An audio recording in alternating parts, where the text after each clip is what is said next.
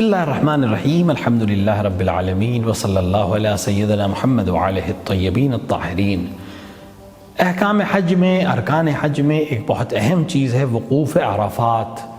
یعنی انسان حج کی نیت سے حج تمتع میں وقوف کرے عرفات کے میدان میں روزے 9 ذی الحج کو ظہر سے لے کر غروب آفتاب تک۔ وہ انسان جو اس عمل کو جان بوجھ کر چھوڑ دے یا اس کو درک نہ کرے، اس کا حج باطل ہے اور اسے اگلے سال آ کر پھر سے حج کرنا پڑے گا۔